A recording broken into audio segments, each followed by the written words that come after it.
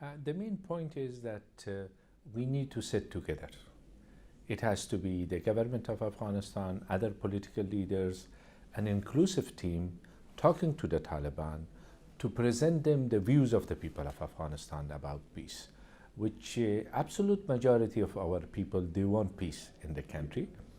At the same time, they don't want Talibanization of the country. Taliban have some ideas. If they give up their violence, if they give up their links with the terrorist groups and fight for their ideas politically, they can do that. And the ground should be prepared for it.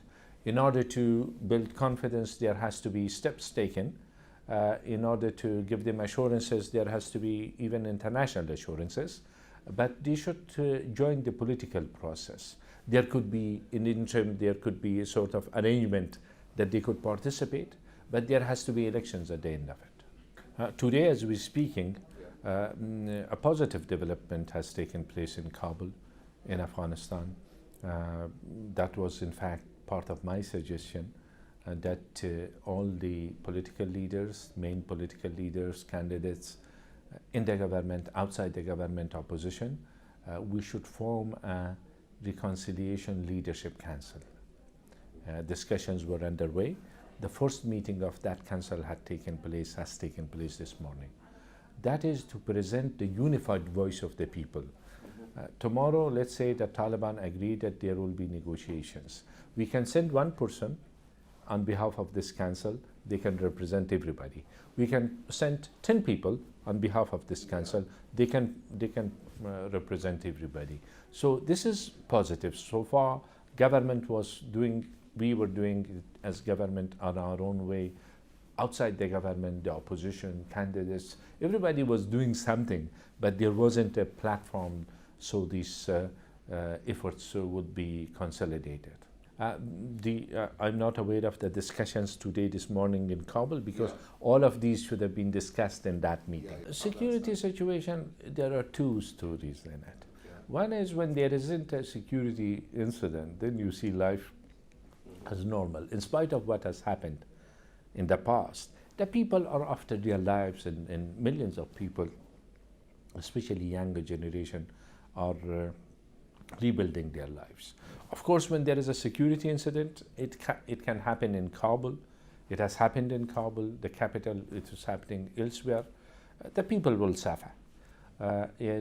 So security is still a challenge. It has not, we have not been able to overcome these challenges. Daesh was not a factor a few years back. These years, Daesh is also one of the factors in the fighting and security. Narcotics is one of the serious challenges, which funds some of these elements which are fighting against the government. So security is a challenge, there is no doubt. While in the days that there is no security incident in Kabul, if you go around and see the energy of the people and the hopes of the people for a better future, you will not realize that this is the country that for 40 years the war has continued. Oh, Davos is a platform, in a very important platform, nevertheless. Where else you have that many leaders of the government, the private sector, civil society, religious scholars, experts, and youth, elders, media. It's an important platform.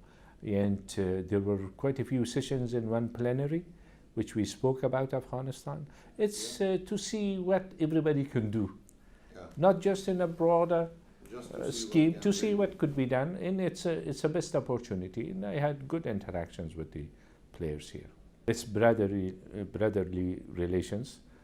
I had an audience with His Majesty the King yesterday.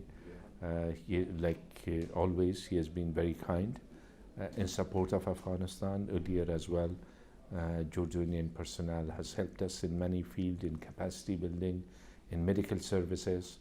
We also talked about how to enhance trade between both countries, and as a whole, there is a very good perception of the people as well as the the leadership here in our country, and we are proud to have this type of cordial relations with our Jordanian brothers, Okay, brothers and sisters.